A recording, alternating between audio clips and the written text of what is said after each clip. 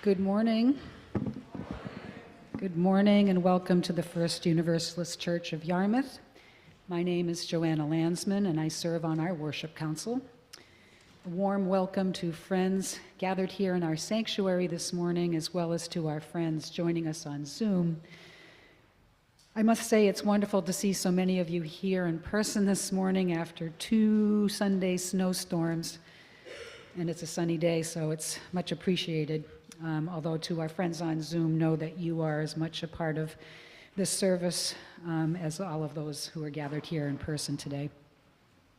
At First Universalist, our mission is to explore our faith, embrace this community, and to engage the world as spiritual seekers. May we take these words to heart.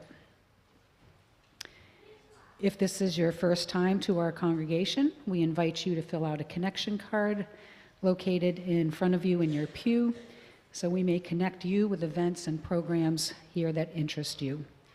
You can just drop this in the offering plate when it's passed later in our service. For those of you joining us with young children, nursery care is available during our service for babies and toddlers, or anyone needing to wiggle and play. Our nursery and play space is located out this side door and all the way down the hallway on the left. Following our service, everyone is invited to join us for coffee hour, our time of friendship and fellowship downstairs in the gathering room. I have a couple of brief announcements this morning. The first is to encourage you to join Reverend Hillary this Tuesday for our monthly Lectio Divina session from 8:30 a.m. to 9:30 in the gathering room. All are welcome to participate in this spiritual reading and reflection practice. Also, grown-ups today will pick up the children from Children's Chapel will be in the classroom right down this hall on the left. So rather than go downstairs, you can pick up your kids in the classroom here and then head downstairs to coffee hour. And of course, read the Sunday morning news insert in your order of worship. It's always packed with upcoming events and items of interest. And stop by the welcome table downstairs if you have any questions about anything. Today, we welcome Meadow Dibble to First Universalist. Meadow is the founding executive director of Atlantic Black Box, a grassroots historical recovery organization that empowers communities throughout the Northeast to research and reckon with the region's role in colonization and slavery, while recentering the stories of its historically marginalized groups.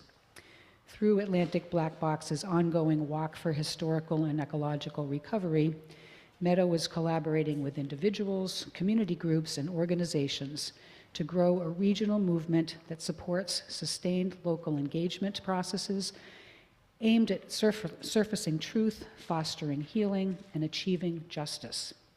Welcome to Meadow, and thank you for joining us today.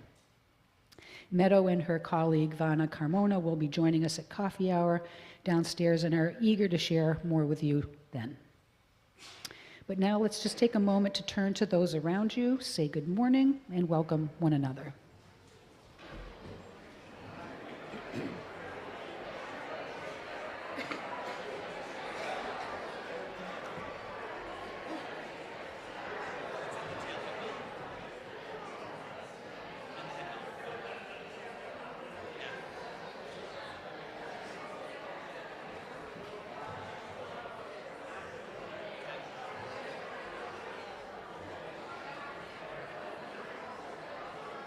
Right.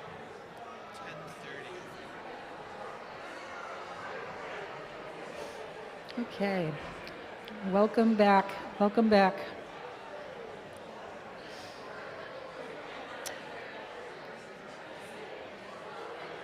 Okay, welcome back, everyone. Good morning again. Chatty bunch this morning. Let's just take a breath together and settle into this time, this sacred time together. Our music director, Sam Chandler, will lead us into worship.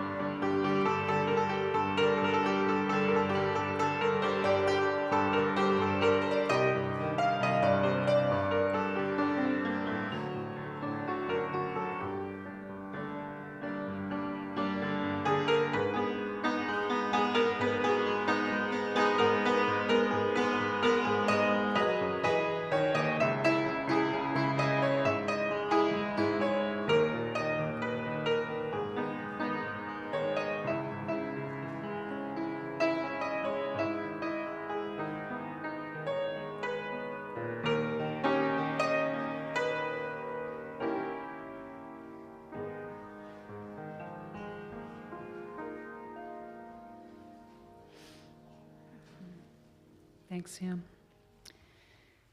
On this final Sunday of February, a month of exploring the theme of inclusion while holding love at the center, we are called to worship today by the words of Chad Snyder.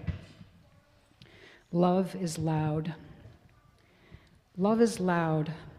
Love, says the Old Covenant, is the spirit of this church. Love, the spirit of our church. I hope so, because love has things to say. Love is joy and laughter, giggles and silly love songs, but love speaks too to the real pain in the world. Love knows. It knows hate and fear, selfishness, greed, bullet and blade, the cutting edge of indifference. Love knows, and love does not let us turn away.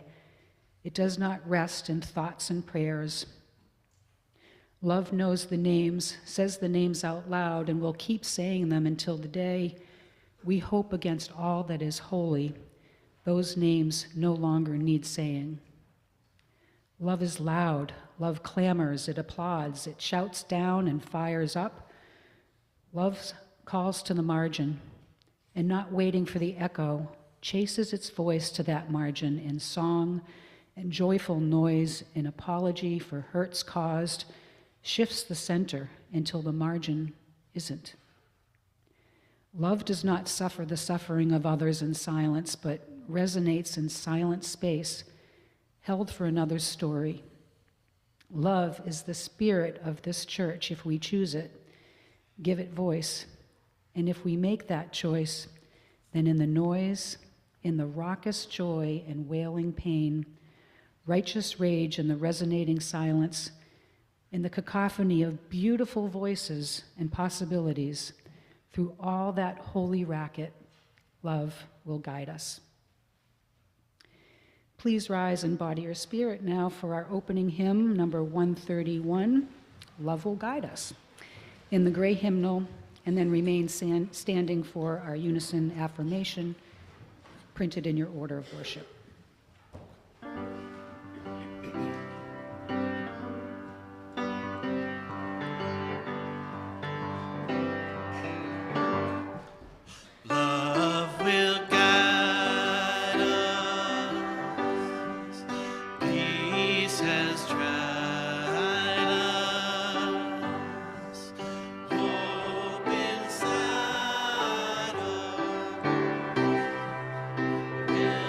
The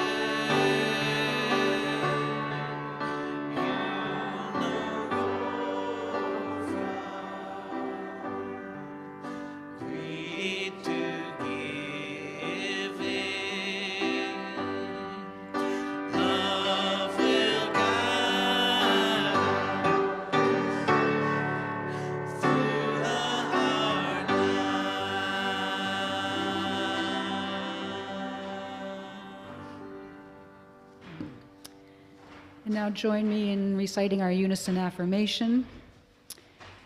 We are united in seeking to increase love with justice and to constitute a free church open to all people, mindful of our past and drawing upon modern knowledge. We respond to the spiritual needs of persons and are devoted to the common good in community, nation, and world. We cherish the integrity of each individual and search for truth with reason as our guide. We respect differences of opinion and strive to be a democratic community. We are concerned with this world and open to the future. Please be seated. And now is the time in our service where we light our chalice, which is a symbol of sharing love with each other and of Unitarian Universalism around the world. Are there any kids who would like to come up this morning and help me light the chalice? Now would be a great time.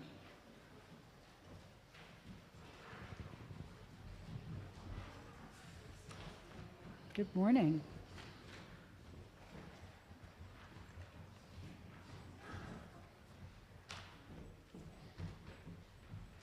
Good morning. So do you all remember what we do here? If you haven't been here before, we say a chalice lighting blessing. We say we light our chalice in peace and friendship, right? Okay. Does somebody want to hold the microphone for me? Oh, we got this one. Light it, and then we're going to make a wish when we go in the match. We light our chalice with peace and friendship.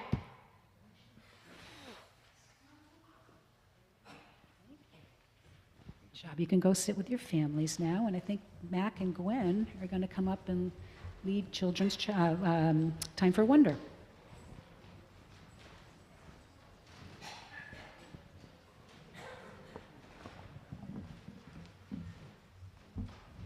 Good morning, everyone. It's great to see you. Today, Gwen and I are going to tell the story of the fox and the stork. Okay, so the story begins like this. One day, Fox invites Stork and Bear and Wolf and Monkey to dinner. Fox spends all day cooking a delicious soup that is served in wide, shallow bowls. Bowls that are wonderful for animals with a snout and a tongue. Most of the guests, Bear, Wolf, and Monkey, eat until they're full, thanking the fox for the fine meal. But when the stork tries to eat, they cannot get any soup out of those shallow, wide dish, and they go away frustrated and hungry. A few days pass, and then the stork invites fox, woodpecker, monkey, and pigeon to dinner and cooks a wonderful stew, which they serve in tall, fluted glasses. Glasses that are perfect for animals with a long beak or hands that they can use to scoop out the food. But when Fox tries to lap up the food, all they can do is lick the top of the glass, meaning they go away frustrated and hungry after watching the others eat. Monkey watches the two dinners and decides to host their own dinner. A few days later, Monkey, thinking ahead, invites each animal, stork, bear, wolf, woodpecker, and pigeon. They say to bring your own favorite plate, bowl, cup to eat from. So when the guests arrive, Monkey fills each animal's dish, and they all get to eat and enjoy the company of their friends. We tell this story today because it is a wonderful reminder to think about how including people requires us to be thinking ahead about everyone's different needs. It's also a good reminder that our way of enjoying something is not everyone's way. Now today, in Junior Youth Group, we'll be continuing to work on our fundraiser for the Animal Refuge League, which is next Sunday. Woo-hoo-hoo. And in Children's Chapel, which we are holding upstairs, we are moving to the upstairs classrooms right down this hallway. We're going to be doing an inclusion scavenger hunt. So if you hear us, we might be going all around the church, even outside, looking for different ways that we include people. But before that, let's say our children's blessing. We are Unitarian, Universalists, people of open minds, loving hearts, and helping hands.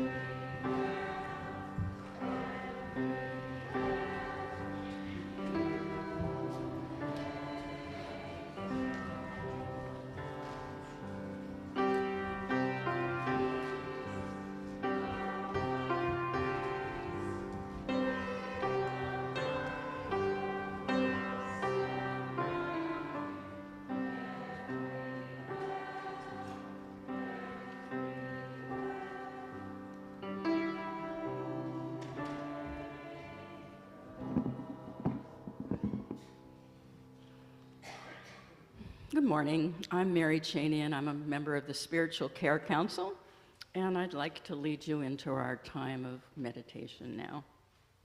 We set aside this time for quiet prayer and meditation. This is a time to offer a prayer for those in need of prayer, reflect on the past week, look to the days ahead, or simply be here now and all that it offers in this sensation and emotion. So let's take a deep breath and settle in and have a quiet moment together.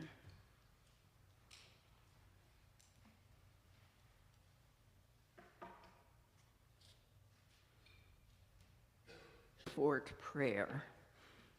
Meet me at the altar of banned books, Blanket Fort Sanctuary. We will dance to a chorus of children's laughter. Meet me in the joy, the sorrow, beneath the rainbow banner. Bring your questions, cares, concerns. Bring the glitter in your pocket and the sparkle in your smile.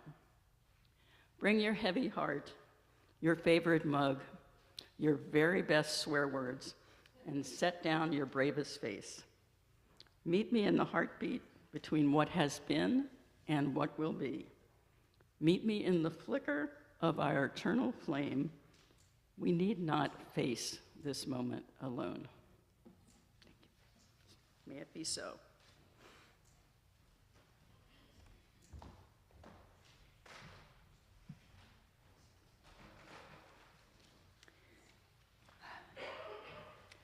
Our half plate this morning, or this week, will be shared with Mabel Wadsworth Center, the only not-for-profit, private, independent feminist health center in Maine, and one of just a handful nationwide.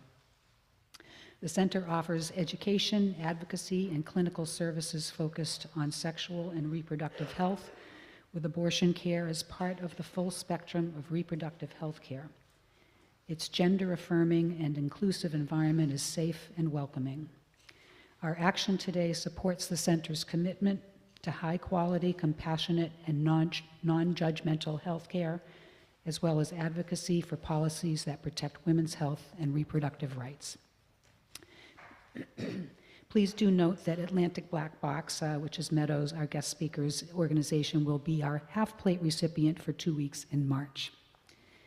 As we pass the offering plate to one another here in the sanctuary, those gathered online are invited to make your offering using the donate button in the order of worship or by dropping a check in the mail. Thank you for your generosity.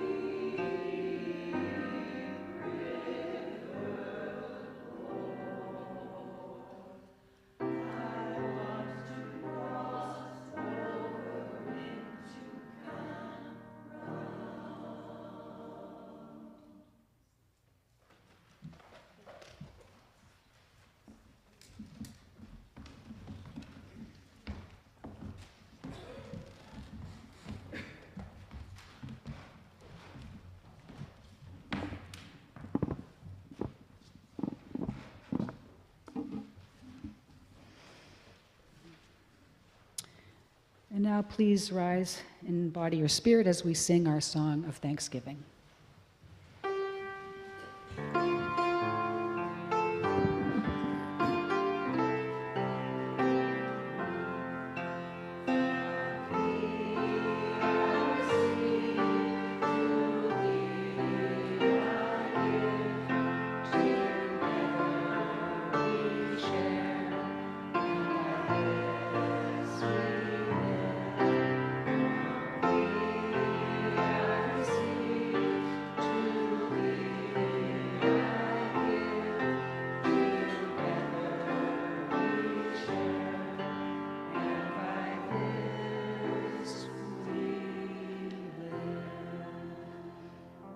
Thank you, and please be seated.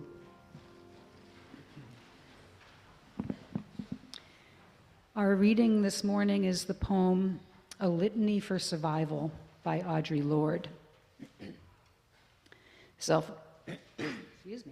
Self-described Black, lesbian, feminist, socialist, mother, warrior, and poet. A Litany for Survival. For those of us who live at the shoreline, standing upon the constant edges of decision, crucial and alone, for those of us who cannot indulge the passing dreams of choice, who love in doorways coming and going, in the hours between dawns, looking inward and outward at once, before and after, seeking a now that can breed futures, like bread in our children's mouths, so their dreams will not reflect the death of ours. For those of us who were imprinted with fear, like a faint line in the center of our foreheads, learning to be afraid with our mother's milk, for by this weapon, this illusion of some safety to be found, the heavy-footed hoped to silence us. For all of us, this instant and this triumph, we were never meant to survive. And when the sun rises, we are afraid it might not remain. When the sun sets, we are afraid it might not rise in the morning. When our stomachs are full, we are afraid of indigestion. When our stomachs are empty, we are afraid we may never eat again. When we are loved, we are afraid we will vanish, and that love will vanish. When we are alone, we are afraid love will never return. And when we speak, we are afraid our words will not be heard nor welcomed. But when we are silent, we are still afraid. So it is better to speak, remembering we were never meant to survive. And now I invite our guest, Meadow, to share her morning message with us. Thank you, Meadow. Thank you, Joanna, and thanks to all of you. I am truly so honored to be here, and my heart is full with all that's already been shared. I hope that you will receive my offering this morning and understand that everything comes and is offered in a spirit of deep love. I grew up in a town much like this one, an idyllic seaside village, proud of its maritime heritage. My hometown of Brewster on Cape Cod is just down the road, in fact, from the Yarmouth that some of your town's founders hailed from. And of course, both of our Yarmouths evoke an even more distant point of origin, Great Yarmouth in England. These three place names are like relatives, you could say. Their story would almost be sweet if this lineage were not born of colonization. Two of the names were stamped like a royal seal onto the coast of what came to be called New England, to commemorate that original British port, similar to the way that enslavers branded the flesh of the enslaved. The first Yarmouth was stamped onto a place known by the Wampanoag as Matakis, and the second onto what the Abenaki knew as Westcostigo. These toponymic impositions were abrupt and calculated, not unlike the president's recent renaming of the Gulf of Mexico And though they're symbolic in nature, as history has shown us, such actions are just the harbingers of often devastating and far-reaching processes of dispossession. I want to begin my remarks this morning by making a confession.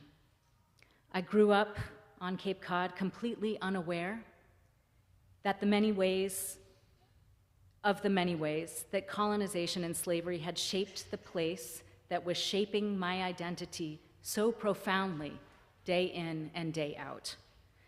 In school, we were taught that pilgrims and early settlers were fearless and benevolent freedom seekers, that our men and boys had been intrepid Yankee mariners who enjoyed bracing adventures on the seven seas and brought home hard-won wealth, which they wisely invested in our communities. We learned that our forebears were uniquely upright citizens. Among them were many fierce abolitionists, we were told, who fought selflessly to end slavery in the American South. I grew up feeling very proud to come from a place known as the bastion of our nation's democratic ideals, and perhaps many of you can relate to this feeling. For decades, my faulty foundational understanding of New England went unshaken. I struck out for the world, sure of who I was and where I came from. In my early 20s, I lived in West Africa for 6 years. And when learning about the slave trade, I felt great relief that at least my people had not taken part, that these crimes against humanity were not on our conscience. It had been the English and the French and the Spanish and the Portuguese and the Dutch. I went to grad school, and when learning about colonization, I again felt tremendous relief that the US had not joined the European powers in divvying up the African continent. Here, too, we had been on the right side of history. I went on to become a professor specializing in African studies. But ironically, it was not until I left academia and returned to my hometown on Cape Cod to raise my kids that my sense of New England's unimpeachable moral rectitude and exceptionalism was finally shattered. And it happened entirely by accident. My girls, just 6 and 8 at the time, were walking home after buying some penny candy at the Brewster General Store when I suggested that we cut through the old graveyard behind the Unitarian church in town known as the Sea Captain's Cemetery. That's something that I had done countless times myself as a child. And I don't know why it was, but on that day, my eyes happened to fall directly on the lower half of a white marble headstone where it was inscribed, Benjamin Crosby died in Africa, 1795. I stopped dead in my tracks. What had Crosby been doing in Africa 200 years before I'd flown off to make a life there? I was careful not to make any assumptions, but it seemed clear that Crosby's motivations in going to Africa must have been very different from my own.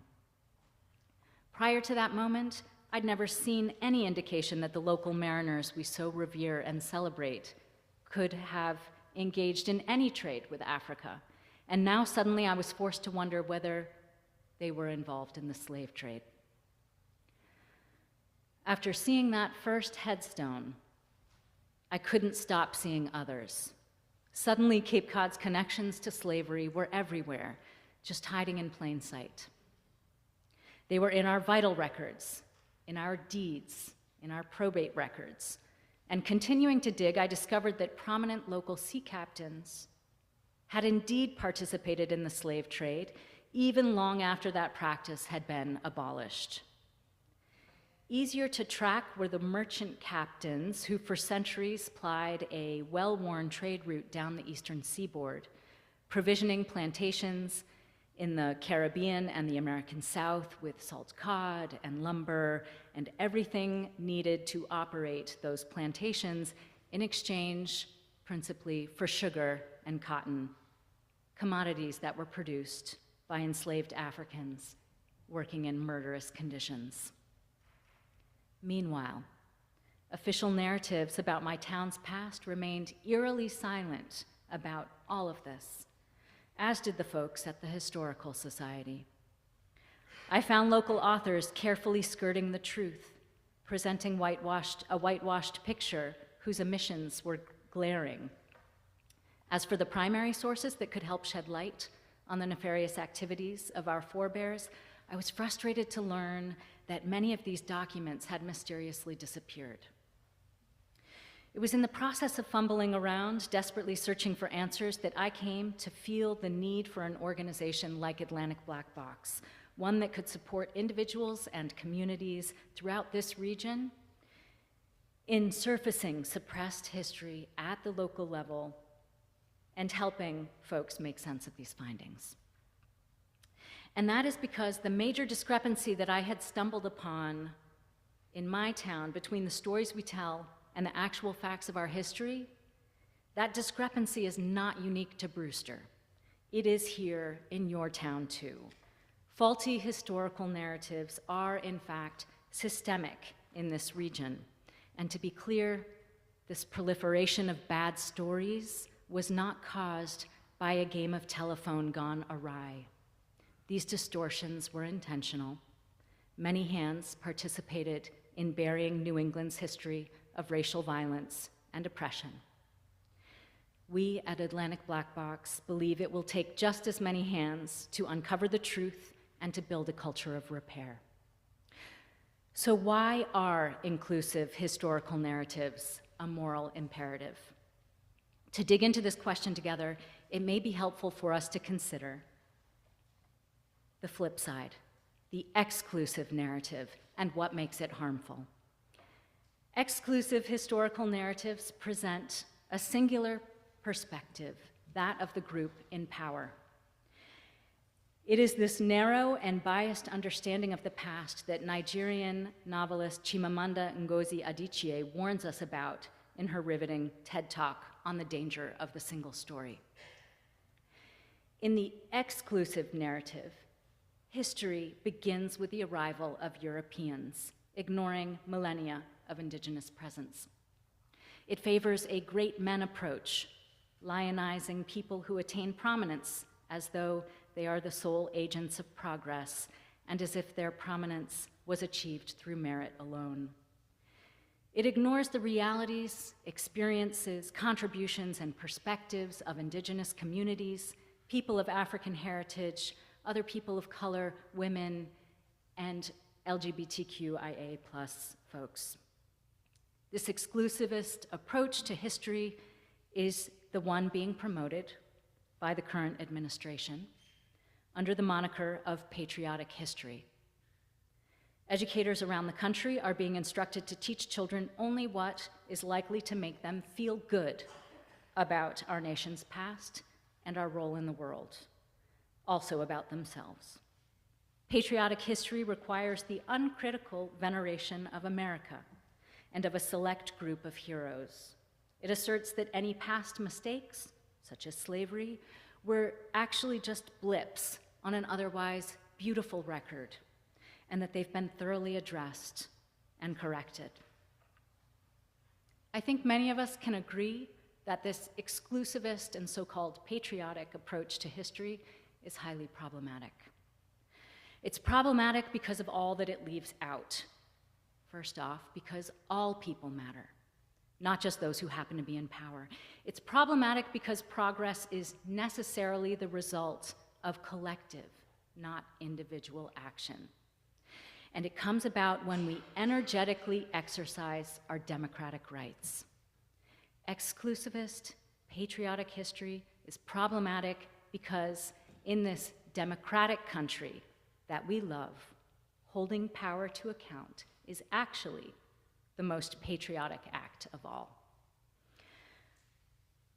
Now, what I find so deeply ironic and troubling is that this appalling patriotic and exclusivist approach being imposed by the new administration is strikingly similar to the one that has been in effect in New England for centuries.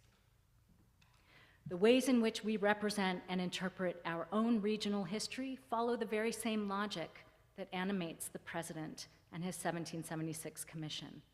It's one fueled by reverent nostalgia and an unwillingness to face hard truths.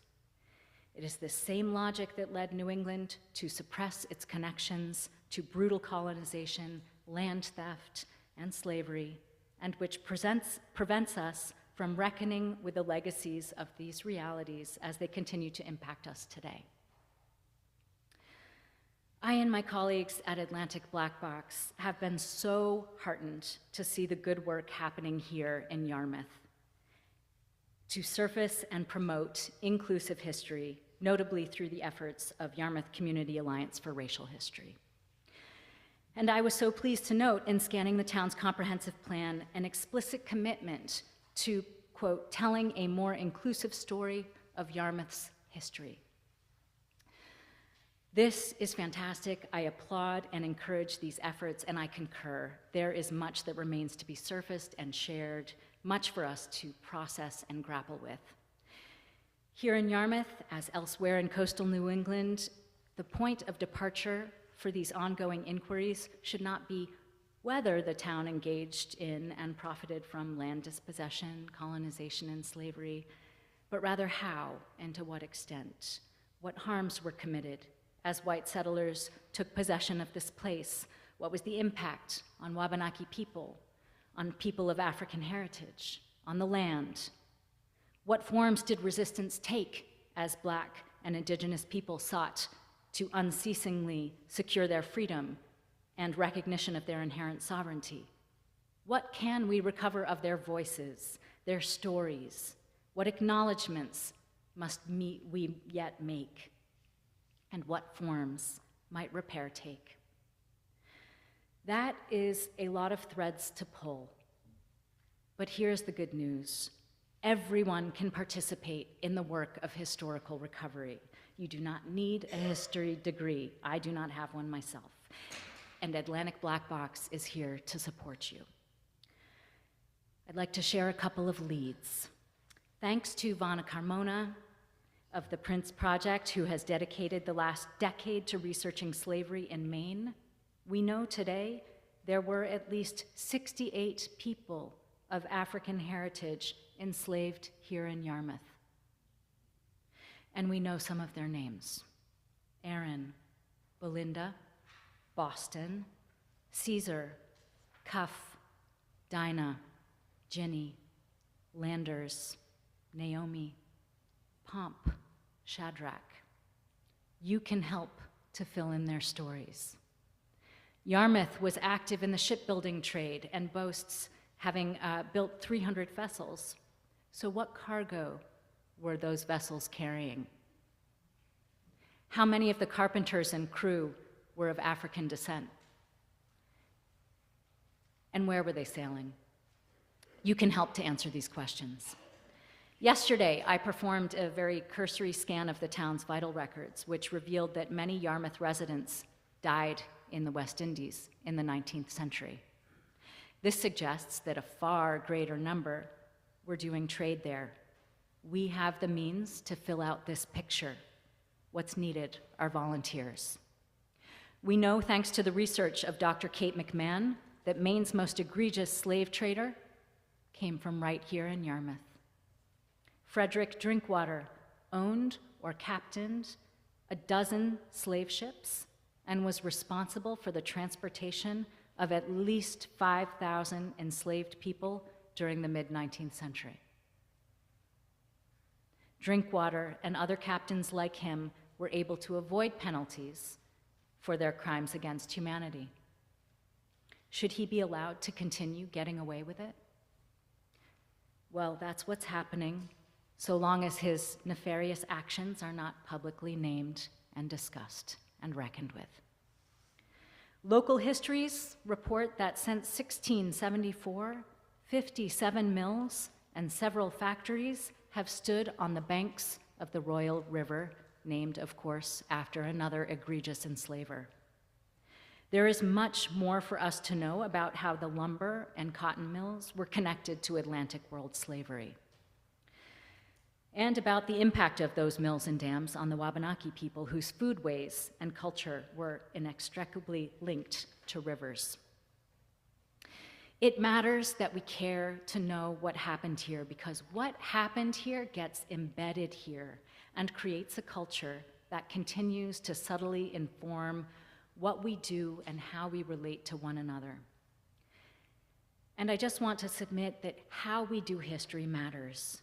There is so much more at stake in history than we can generally bear to consider. For too long in New England, we have taken a nostalgic approach to history. We've treated it as a pastime, but history is just reality in the past. And of course, yesterday's reality remains real today. At stake is who is deemed worthy of remembrance, who is protected, who is allowed to feel they belong, and who has rights. And at stake is our very relationship to truth. Consider that by leaving out of our local narratives centuries of violence and oppression committed by settlers and their descendants against Indigenous and Black people, we are in fact actively expressing an ambivalence or an indifference to truth. If we let these omissions and erasures stand, we cause new harms today. Let there be no mistake about it. We effectively compound the historical theft of land and labor with a present-day theft of memory. What's more, if we allow New England's exclusionary history to persist in its present form, I believe that it won't be long before we find ourselves erased and omitted and deemed irrelevant in turn. Knowing requires action, and doing history responsibly ensures that perpetrators will be held accountable for their actions. Taking an irresponsible approach to history ensures that none of us will see justice. Thank you.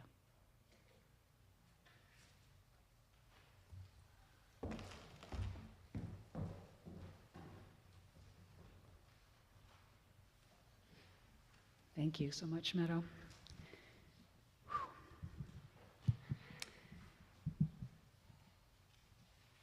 I invite you now to rise in body or spirit as we sing our closing hymn, number 168, One More Step.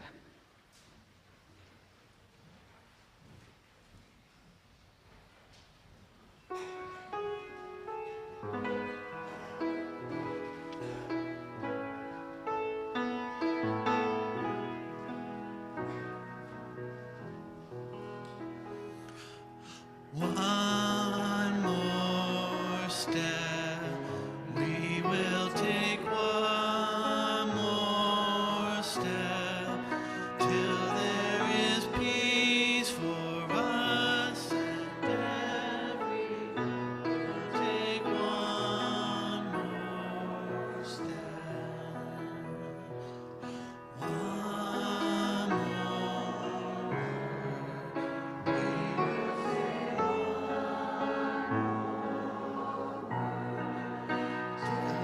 every word is heard by everyone.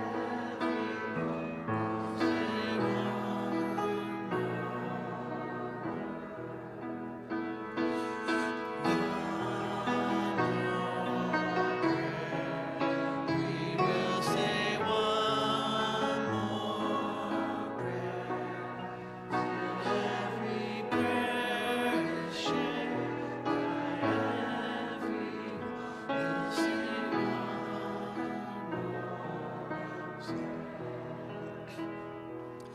one more song. We will sing one more song, till every song is sung by everyone. We'll sing one more song. And please join me in our unison benediction, which is in your order of worship. For those who come here seeking God, may God go with you. For those who come embracing life, may life return your affection. For those who come to seek a path, may a way be found and the courage to take it step by step. Please be seated. And after the choir sings a choral benediction, and we have Sam's postlude, I invite you to go in peace and hope to see you downstairs in the gathering room.